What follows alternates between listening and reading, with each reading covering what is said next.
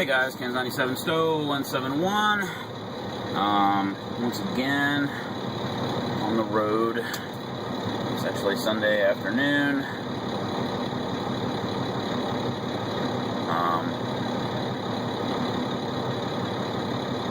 Headed up to GM for a 9 p.m. delivery.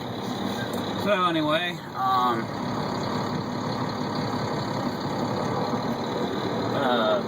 had a few people say they liked the last video I posted. They liked the camera angle, and honestly today I really didn't plan on doing a video until the last minute. Of course, I always have my Motorola Droid RAZR on me, so I'm gonna do it again. A little different this time.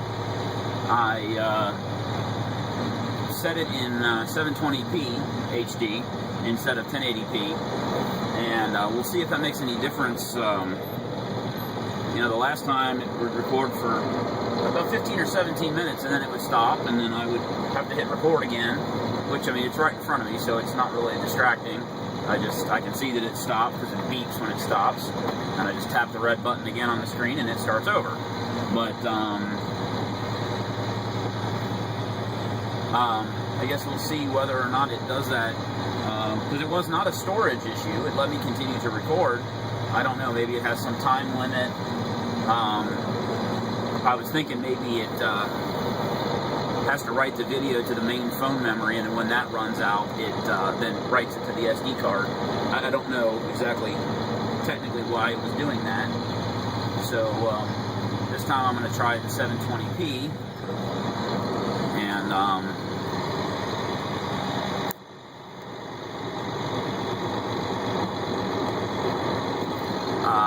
see if I get a little longer recording time. The difference between 720 and 1080p isn't really that big of a deal on most televisions, and of course it requires significantly more storage space, and also when I edit it,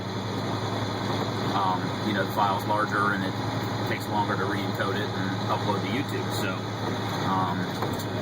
we'll try this out. If the quality looks about the same to you guys, then I'll just continue to use 720p. And I don't plan on changing my format to this. I've always done the point of view camera, and most of you guys really seem to like that. It's just that I'm really getting tired of the low definition GoPro, and again, right now I just really can't afford to spend that kind of money on a new GoPro. So for now, I'm using what I've got on hand. And again, if I had thought I was going to do this, I might have got out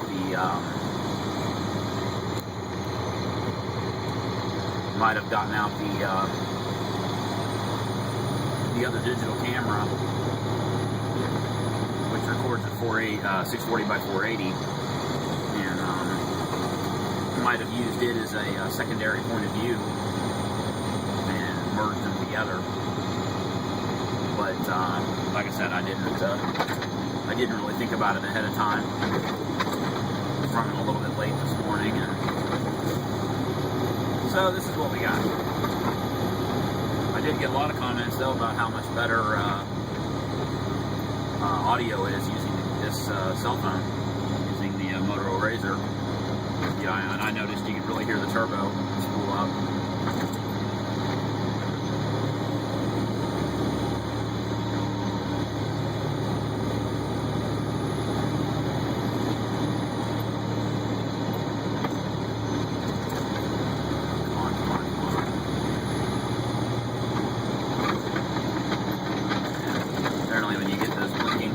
Lights, and the light's going to change just like that. Try to get through without having to stop there. Pulling about 49,720 pounds in the trailer today. A little bit lighter than normal.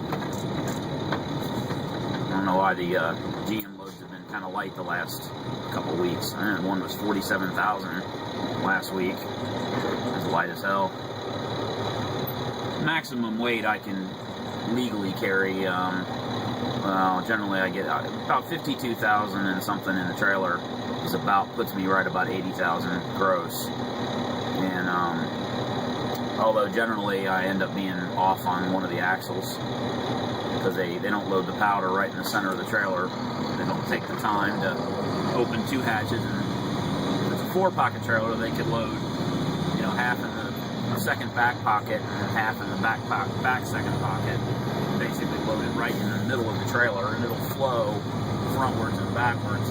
What they normally do is stick it in the second from last hole, and so the trailers end up being heavy on the back. And I mean, I understand why they do that, because, you know, they can get it pretty close to legal, I mean, well within gross that way, but sometimes you end up being a little heavy on the rear axle. It just depends on the trailer. Some of the hatches are located, you know, in different places. I'll let you hear the turbo here.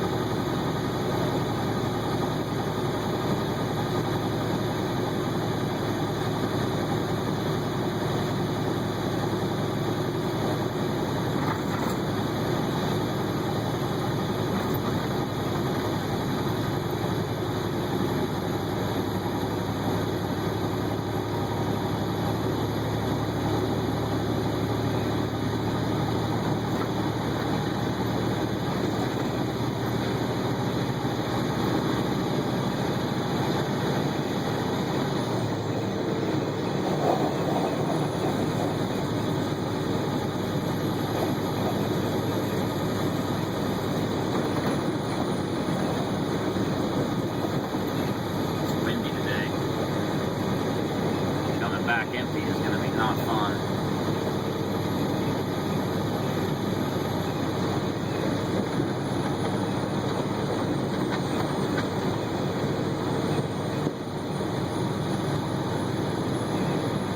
Well, at least this trailer is an air ride trailer, and it'll ride a little bit better.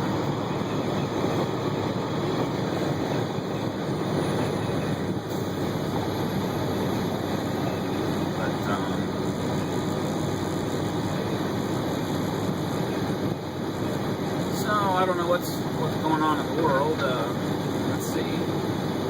Went down to my friend Jonathan's house and last weekend. It's a farm down there, and did some shooting and riding around on the ATVs, and shot some video of that, us shooting. But the people that were there preferred not to be had their faces broadcasted all over YouTube, so I didn't post it. It's just for you know, family and friends and such. But we had a good time. Shot my Mosin Nagant, Kel-Tec P11 pistol, 9mm pistol. Versa Thunder 380. My Marlin Model 60 22 rifle. By the way, it's a fantastic rifle. You guys want, maybe I've probably said this over and over again. I can never remember what I tell you guys. Look at this jerk off in the van here. I'm loading 55 and he's, and there I go grinding gears.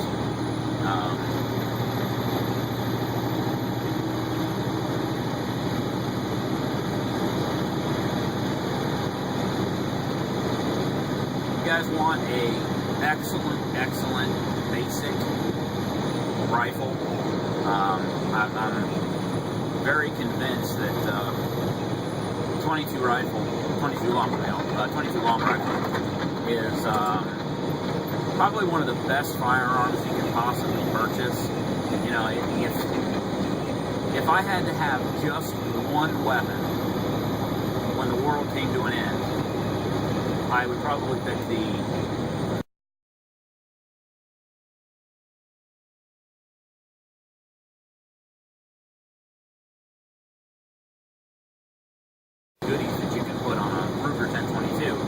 However, straight out of the box, the Marlin does shoot a little better. It has, besides the regular rifling, it also has micro rifling in the barrel, and it does make a difference. Out of the box, the Marlin is more accurate. But the Ruger has a ton of aftermarket accessories that you can put on it, and probably with all of those things, you can probably make it a superior rifle. But I mean, you can pick up Walmart sells a stainless steel version of the Marlin. It's a little shorter barrel than the one I have. It's got a tube magazine under the rifle, which I actually kind of like because it gives you quite a few rounds. Although, you know, box magazines are also convenient. They each has their plus and minuses. Mine is the longer barrel and can hold 17 rounds in the tube, which is kind of nice.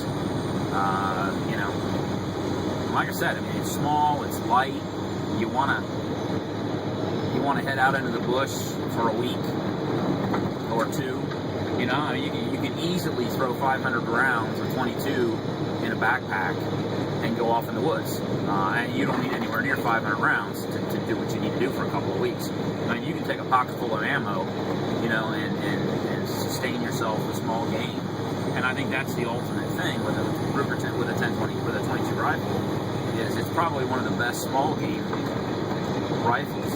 You know, it's close range, which in the reality is you're not going to be shooting squirrels and rabbits at 200 yards probably. You don't really need to get, you know, you can get closer than that with a rabbit or a squirrel. And 22 rifle doesn't make a lot of noise. You don't really need to have ear protection to shoot it. I mean, it's not quiet, but you know, it's not going to make your ears ring when you shoot it either.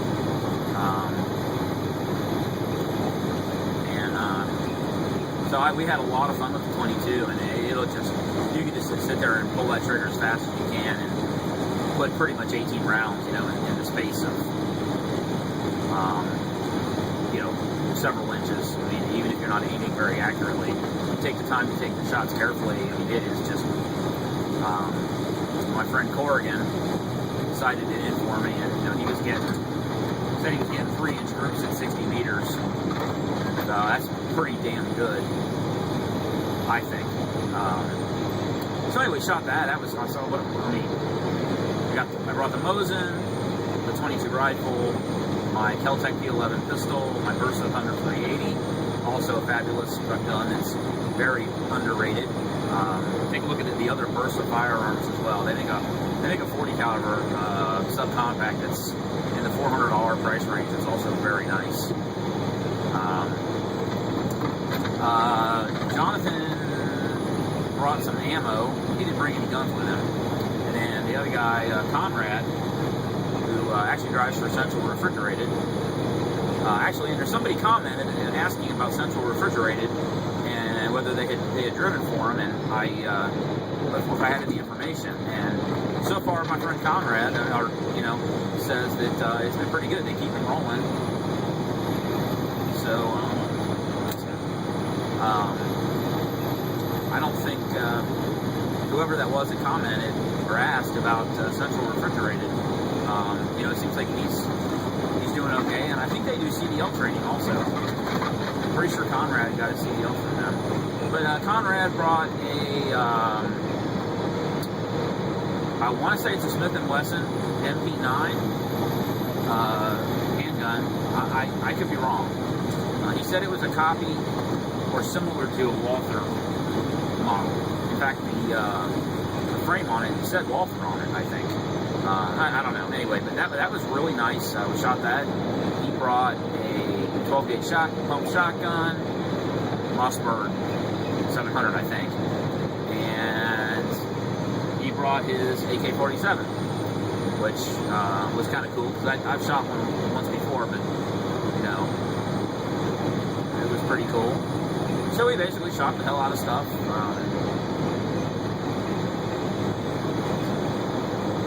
One of the reasons I didn't post it too was, besides I don't want to show these people's faces all over the world,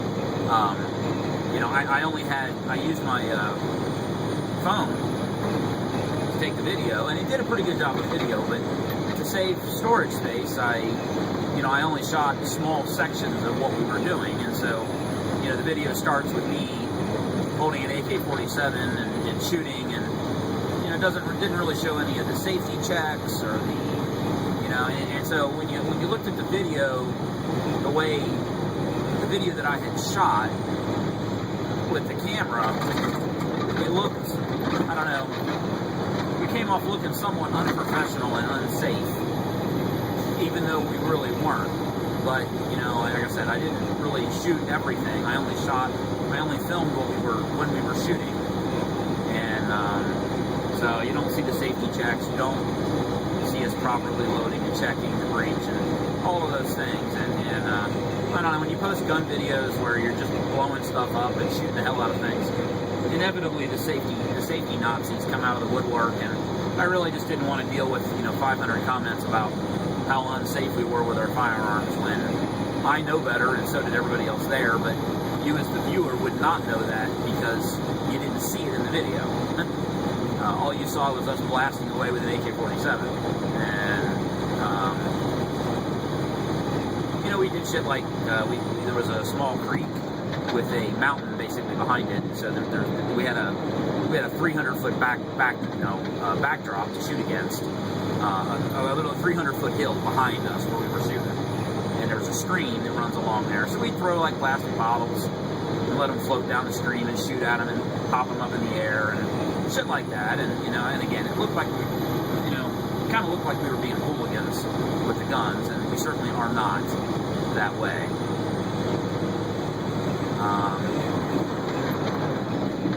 We decided to see whether my Mosin Nagant would shoot through a tree, and found a tree and stood back, quite a bit, and had it was steel core ammo, a full metal jacket steel core, and went through. The tree was about probably 2 feet in diameter, and bullet went in, went out, exit wound didn't look a lot different than the entry wound, and then it went into the tree behind that one.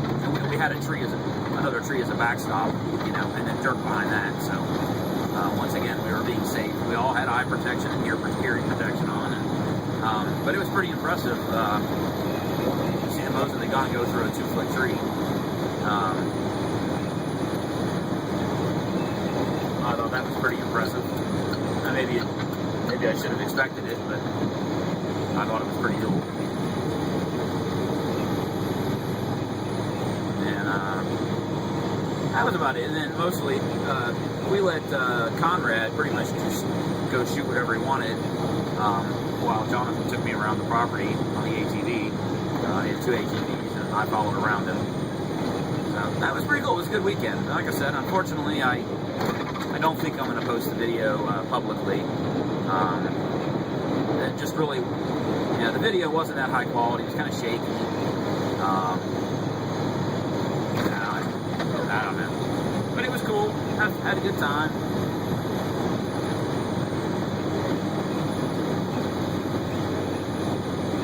Still haven't made any progress with my AR-15.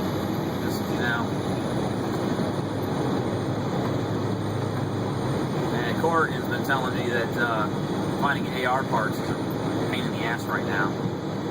Everybody's scooping them up. I mean, I've got the lower receiver. That's the serial numbered part. So, I've got the weapon essentially, but he's waiting on a barrel or some small parts to come in. At which point, he's basically going to give me a barrel with a flash suppressor, trigger, and some other parts. So really, all it should be is the buffer tube, stock, whatever stock I choose, and the basic upper receiver. So and a charging handle, I guess. But I kind of don't want to buy anything until I see what he's gonna have as spare parts, and then I'll come up with a parts list and I'll put together, and hopefully it'll come together pretty quick. I'll tell you though, after shooting Corrigan's AK-47, the recoil on that is nowhere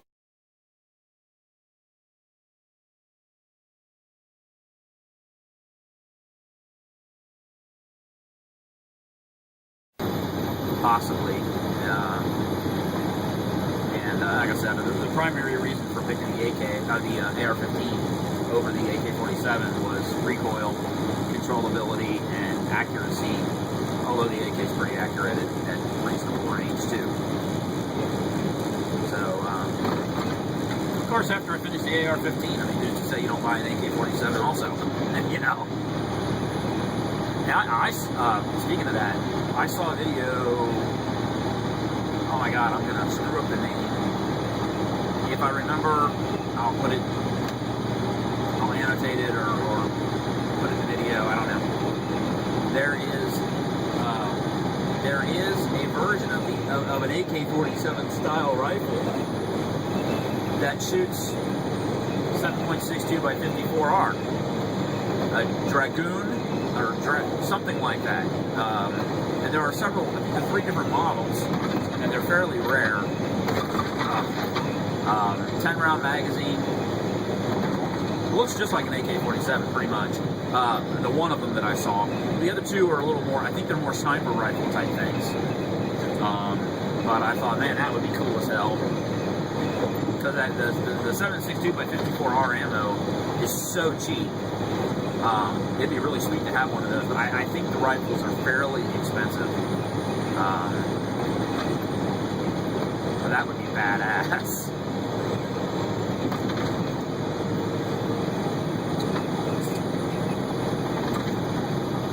Gives you, I mean, the 7.62 by 54R, if you get modern ammunition that's, you know, a little more potent, it's nearly the power of a 30-06, maybe a little closer to a British 303, I think, but, you know, the Mosin is certainly capable of handling a little higher pressure,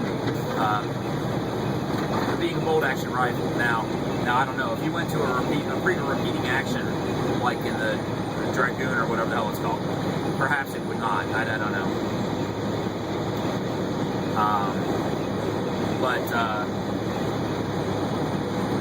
you can certainly put more energy downrange with a Mosin than you could with a AK-47. So I thought, you know, Mosin and Gone firepower mixed with semi-automatic action from an AK-47. That sounds like a really cool weapon to me. But I've never seen one ever, and I didn't even know they existed until I saw a video on YouTube about it. So, and I think both of them were overseas. I don't think they were here. I think they were in Europe. So that was pretty cool. My friend Jonathan's got his Ninja 600 running pretty good. You can go look. It's the last video I posted. Is a short little video of it right after he got it. Got the plastics on it, and runs pretty good. We tried running some carb cleaner and seafoam through it last night, and that kind of turned into kind of a nightmare. Seafoam doesn't really combust very well, and you know I knew that, but you know he had found a motorcycle article about a guy that had it was a Tiger 1050, I think, Triumph Tiger 1050, with carbs that were acting up, and he pulled the tank off, filled basically the fuel filler tube up with raw carb cleaner, ran it on that for a while, you know, revving the throttle and, you know, whatever, and then poured seafoam in it, did that for a while, then back to the carb cleaner, and then let it sit. There was some process back and forth with carb cleaner and seafoam, and after that the bike ran fantastic. So Jonathan decided, before we pulled the carbs off and go through them, which I'm not even totally convinced needs to be done. I think the guy that had the bike before him has gotten a little bit too large in the jets in the primaries, because it's got K&N filter pods and a Fancy Hinds exhaust on it, and I think he may have gone a little bit too rich. But anyway, we're not really sure. And the bike's got 30,000, almost 31,000 miles on it.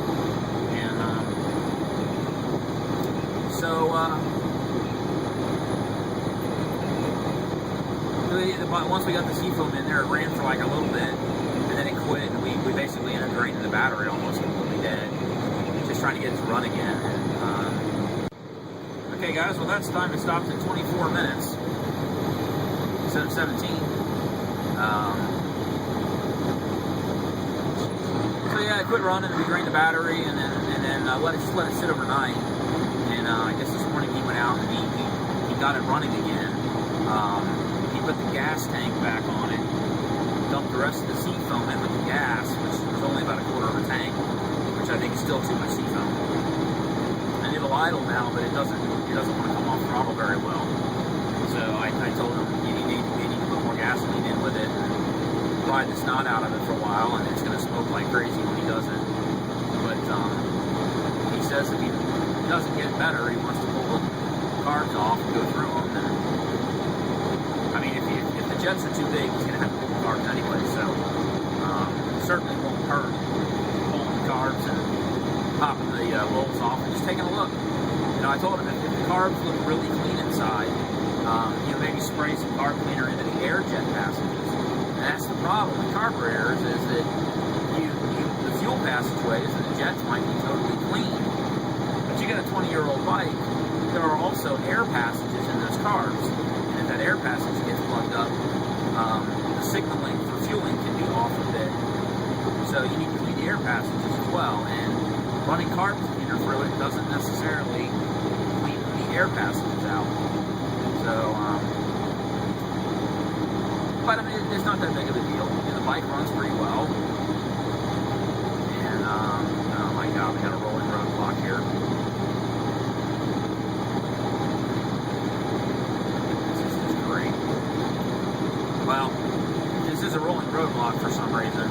I'm going to get off at exit 36 and top off my tanks. I'm going to have to stop anyway before I get to General Motors, and I can either do it here or I can do it up in Beaver Dam. And honestly, the exit here is easier. Coming northbound, it's easier to get off, turn right, turn left to the truck stop, and then you turn right back onto the interstate. So I don't think it's a rolling roadblock. The cop's now on the left side of the road.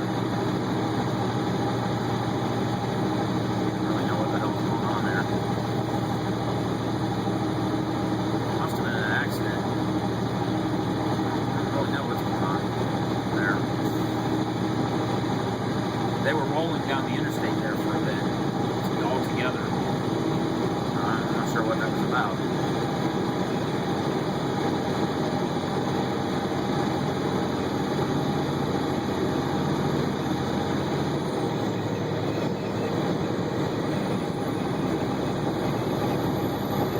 So I've been looking at bikes too. You know, Jonathan started on my little DT175, and now he's upgraded, and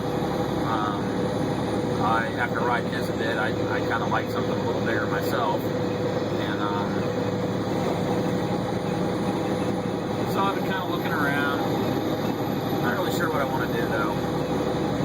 Yeah, with winter coming, it's a great time to buy a bike because the prices are low, but the emotional incentive to spend money on it, on a new bike that you aren't going to ride much, it kind of sucks. But around Craigslist, and I found a 93 Seika 2, which, nice riding position. Guy never emailed me back. I don't know. You know, you post something on Craigslist, put your phone number, or check your email when people reply to the posting. And if the thing is sold, take down the freaking ad.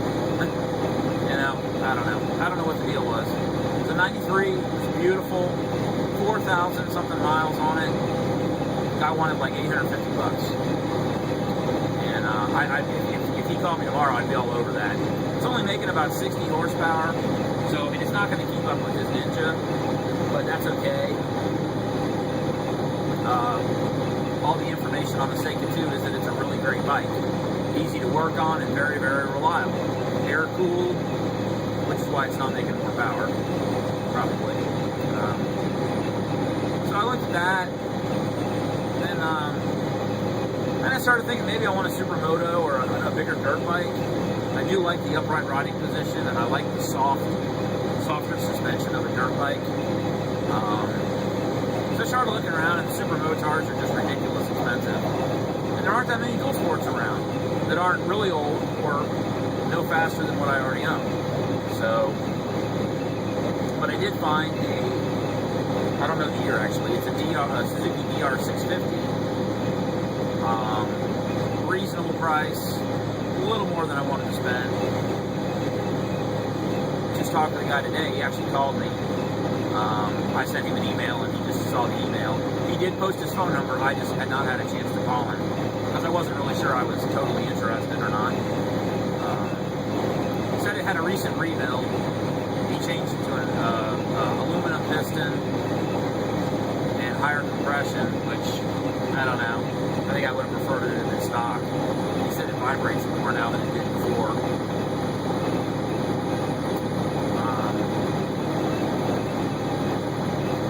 Also, I think the seat height is 34 or 36 inches on that bike, which probably means I can't touch the ground on it, which, you know, is kind of useless to me. And then I started thinking, well, what other sport bikes are out there? And the three that I have some experience with are Suzuki SV650. I like the riding position, it's got a low seat. Recently discovered Honda 599, they call it the Hornet in some places. Also really nice. And Yamaha FC6, which I've also sat on and I also really like. So went over to this place in Bethel, Ohio called RAZR's Edge 411. You can look on the internet, it's razorsedge411.com. They are a salvage bike, I guess, distributor, I don't know. And they've got a showroom of bikes that are in good shape. Some have salvage title, but they look like they're, you know, untouched. And they had a 07 FC6 for $3,000 at like, I don't know, 5,000 or 7,000 miles on it. And they had a United Motors, which is a Hoyasung, Korean make, SVs. It's almost just like the SV650, but it's not. But it is made in Korea, not China. The United Motors was the importer for Hoyasung in the U.S. The 650cc V-twin, carbureted, double overhead cams. Wants $2,000 for that one. That one has a clear title. It is not salvage. The only thing that concerns me about that bike is parts availability could be an issue. 07 with like 4,000 miles on it. Both of them felt really comfortable. I kind of decided I wanted, if I wanted a sport bike, I wanted an inline 4. I like the way they sound. I've owned V-twins before. I like those too, but, you know, I kind of want to change, and I really like, if you listen to his Ninja video, I really like the way the inline 4s sound. And the SV6, I'm sorry, the FZ6 is, it's making about 85 horsepower, 85 or 90 horsepower, something like that. Definitely going to be quicker than that Hoyasung. Although the Hoyasung's reasonably quick too. And, but like I said, the FC6 does have a salvage title, so I need to get that cleared, which I think just involves an inspection. But they're both beautiful. I mean, the FC6 looks absolutely flawless. There's absolutely nothing wrong with it. The Hoyasung 650 is missing the lower fairing that covers the radiator, but the upper fairing with the windshield is there. So, I don't know. The nice thing with RAZR's Edge is they'll let you put money down and they'll hold it for you. They want 10 or 20% down, and then you pay it off at whatever pace you want to pay it off at. The sticking point is, though, you get 1 month free, but after that you pay $50 a month for storage. And I'm sure they make a fair amount of money on people that put money down and then pay the storage fee and then never come get the bike. And I understand they're holding the bike for you, taking it off of their showroom and all that. So, I mean, that's fine. Not like they're hiding it from you. When you live in the Cincinnati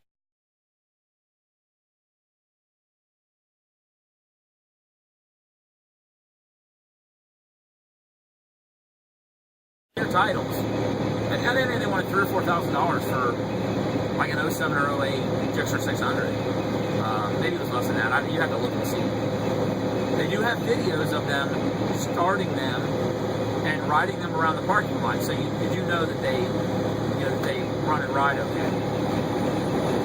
And man, it is windy today.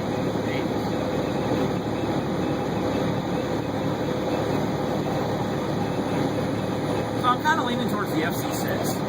I love the naked version of that, although the fully fairing R version is pretty good looking too. But I like seeing the pipes underneath it like that. I just, I know at high speed on the interstate it's going to be a little more, the wind will be noisier and it probably doesn't go as fast. But honestly, it goes fast enough.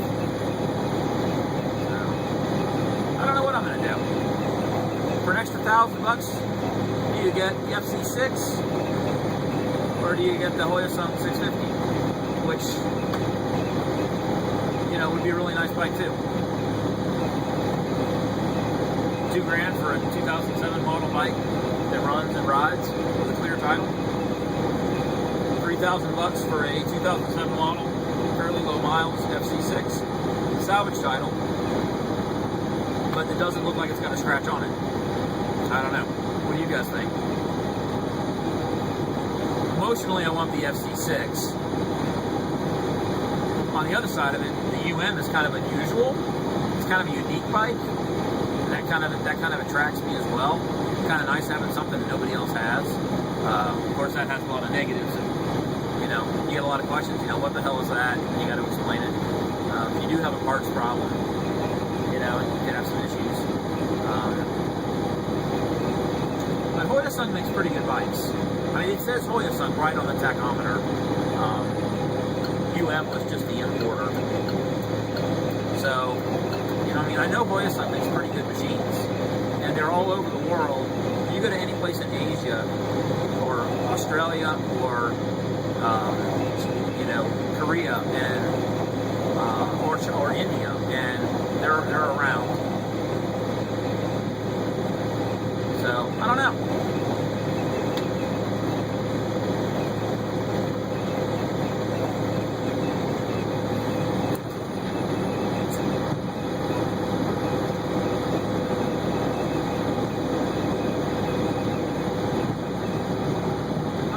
Too else going on, I don't think. They had a lot of bikes in that place, by the way. They had Ninja 250, a bunch of Gixxers. They had a Bergman 400. That was only like $1,400. That was kind of enticing too. I really after riding his sport bike, I kind of want one. But I know you guys, if you've been watching my videos, I've also have an attraction to scooters.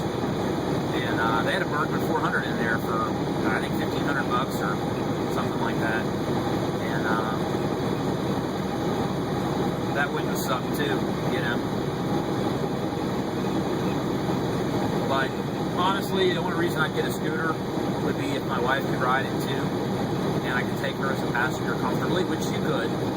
But honestly, my wife hardly ever rides with me anyway.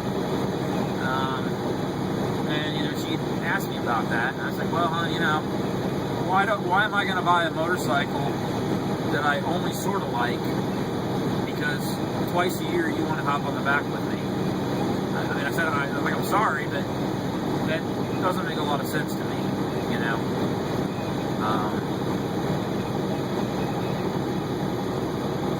You're giving up a lot with a scooter. You're also gaining some things too, but you're really losing out on the acceleration, and you're losing on top speed.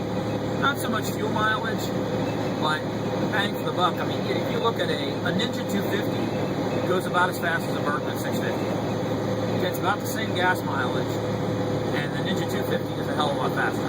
So I'm just saying that you lose a lot of performance with the scooter. With the advantage of convenience, storage, usually, comfort, usually.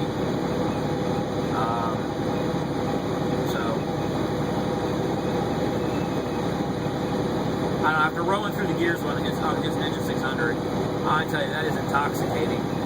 Pushing an engine to 13,000 RPM and just going through the gears, that is, it really sounds awesome. It's a lot of fun. Well, I'm betting the video is going to cut off, well, not quite, like 25 minutes before. It'll be just about right for me pulling into my fuel stop. Hopefully it'll go long enough you can see me pull in and then I'll stop it. And I don't know whether I'll start it up again or not. We're right about 40 minutes right now. But my exit's coming up here. So hopefully it keeps going until then. And I really hope the 720p looks okay, guys. Oh man, you know what? I just realized, oh, that's on my window. Never mind. I just realized there's a, I thought it was on the lens, but it's not. It's, I saw a smudge. It's on my windshield right there.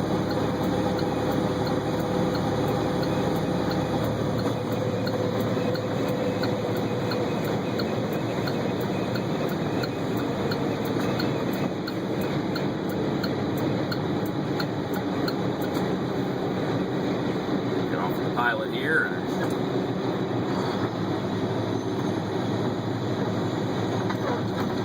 These days I'll do a, maybe when I get up to GM, I'll do a short video, show you around the inside of my truck. And there's not a hell of a lot to see, honestly.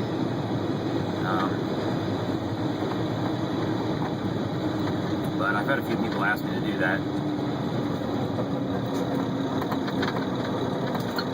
Oh my god, I got a green light. Shit. That's a freaking miracle.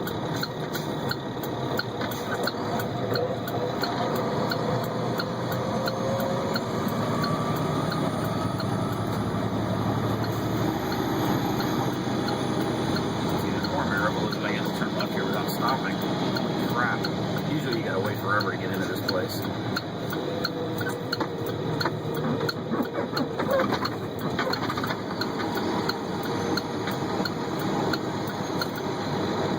It's kind of nice. There's a McDonald's right there. You got a Pizza Hut and a Subway inside.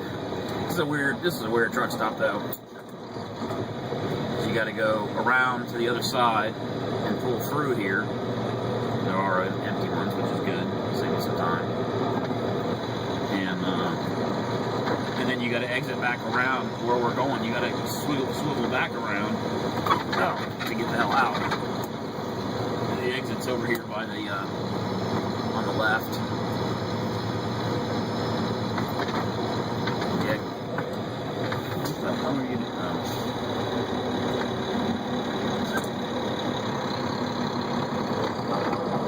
Exits over here by the quick loop.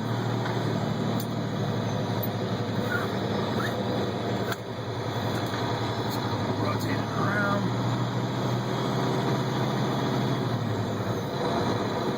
Hit the lane and doesn't have anybody in it. I don't need to go in there, so I'm just gonna fuel and go. Alright guys, that's about it. Like I said, I don't know if I'll do more video after this or not. We'll see. I'd like to save some space for up at GM. Maybe if I can remember, I'll do it. Show you around the inside of the truck. All right, guys. If I don't see you again, have a good day and be safe out there. See ya. Bye.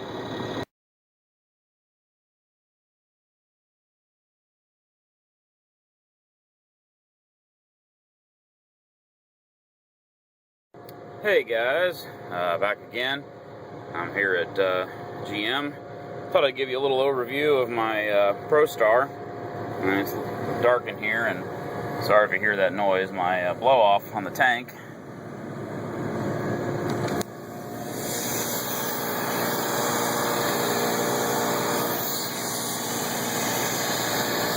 Blow off on the tank keeps going off, and I don't know why.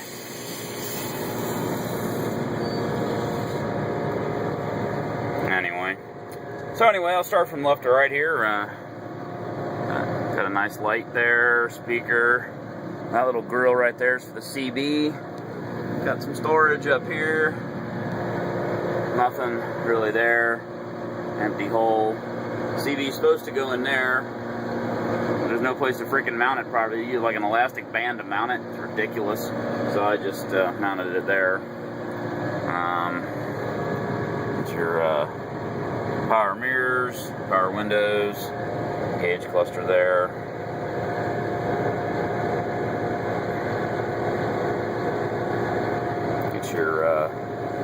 It's your headlight blink, cruise, on off, set, recall, coast, accelerate. On this side you got your marker interrupter to blink your trailer lights, air horn, engine brake on and off, and your radio controls, city horn. I hate having the air horn right here. That sucks. Why the hell they ever went away from having a pull string right here? Can't tell you a number of times you need to blow your horn and you can't. You get the wheel turned or some other damn thing and you can't find the fucking button. I hate it.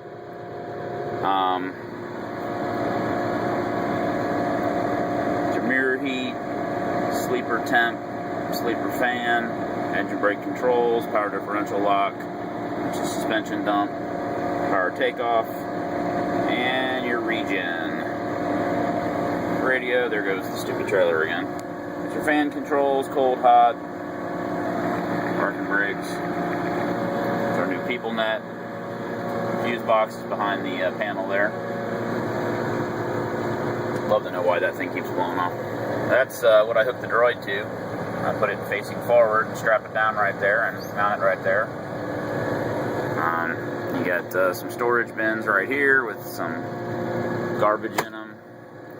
Mirrors are pretty, these shades are pretty useless. I'd love to know the ingenious person that thought it'd be a great idea to have the shades stop right here and right there, because inevitably you put them both down and the sunlight is coming.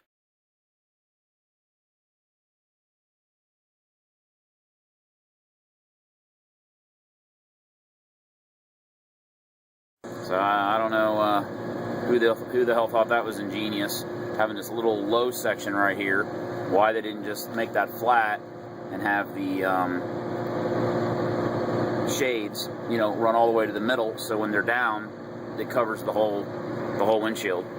So that's really irritating. The sun's always right there. You know, I don't know. It is not the only truck that's been that way. There's another storage panel right there. I'll stand up here.